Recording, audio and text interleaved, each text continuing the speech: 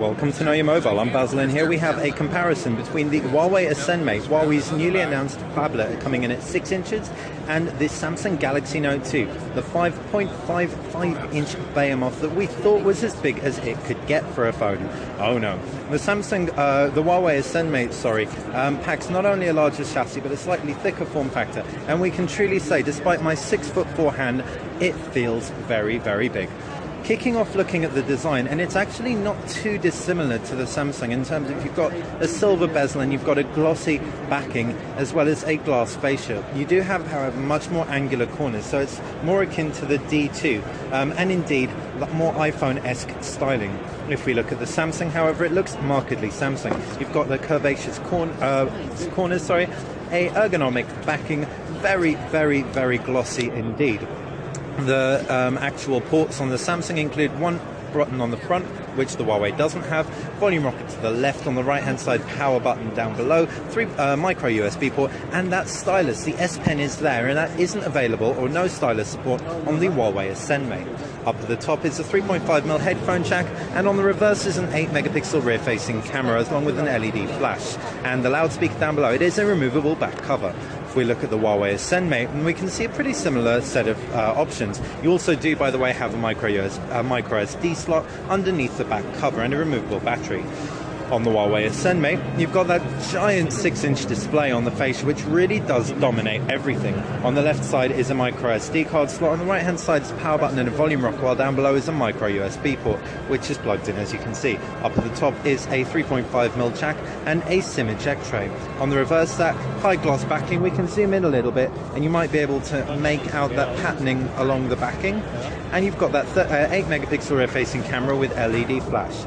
We can actually zoom into the screen on the Huawei Ascend, as that is what we're going to be talking about now. The screen's a 720p display, which is an interesting choice. We thought they might go for a 1080p given the fact the smaller D2 has it. However, it is the same resolution, therefore, as the Samsung Galaxy Note 2. The Samsung Galaxy Note 2, however, is an AMOLED display. LCDs tend to excel in whites. AMOLEDs display much deeper blacks and more eye-popping colors generally. The IPS display on the Huawei Ascend still looks very, very nice indeed.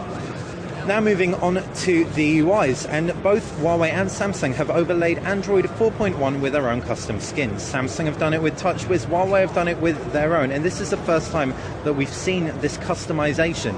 It's a bold move, it definitely is, because they've gotten away with some things that we've gotten very, very used to. One of these is the apps drawer, the apps tray. We can't actually find it anywhere, which suggests it isn't there. In fact, the only way it looks like we can access applications or all our applications, is in the folder, as you can see.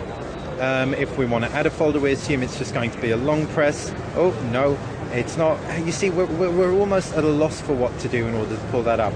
Maybe with a little bit of training, a little bit of time with the device, we might warm to it a little bit more. Also, the Huawei Ascend has a bar at the bottom which will disappear. If we zoom in on that for you, you can see a press of the left-hand button will make the bar disappear, maximizing fully that gorgeous 6.1-inch IPS display. And then when we want to pull that back, we can just swipe up into frame and it will bring the bar back into frame as well. The Samsung Galaxy Note 2 packs TouchWiz, as we mentioned, and this is a tried and tested Samsung UI that's been on many, many handsets to date. It's much more traditional, doesn't really get rid of anything we've grown to love, and adds up a lot of things like quick settings, for example, which indeed the Huawei Ascend does. All in all, first impressions, we're not even the hugest fans of TouchWiz, but we have to say we're warming to it a lot more than Huawei's skin, but that might change when we get the device in for review. On the reverse of both devices are 8-megapixel rear-facing cameras, and the performance of that will depend on how the Huawei fares when we get it in. We know the Samsung one performs extremely well, especially thanks to that gorgeous LED flash on the reverse. Specs-wise, you've got a 1.6 GHz Exynos quad-core processor in the Samsung. In the Huawei Ascend, you have a 1.5 GHz Huawei processor. Now, this is the first time we've seen Huawei's processors, their quad-core processors, make it into their phones. So we've got high hopes indeed, especially as it should come in at a competitive price point, given it is Huawei, and that's what the brand has become known for. finally, we're going to move on to memory, and both have 2 gigabytes of RAM. However, in terms of internal memory, there's 8 gigabytes on the Huawei Ascend Mate and a micro SD card slot, in contrast to the 16 gigabytes in the micro SD card slot on the Samsung Galaxy Note 2. Finally, the Samsung Galaxy Note 2 wins out ever so slightly with the S Pen. In fact, not ever so slightly, hugely. I know as a Galaxy Note user, the S Pen is invaluable, and the 1024 levels of pressure sensitivity, thanks to the Wacom digitizer on the display, really do help things along.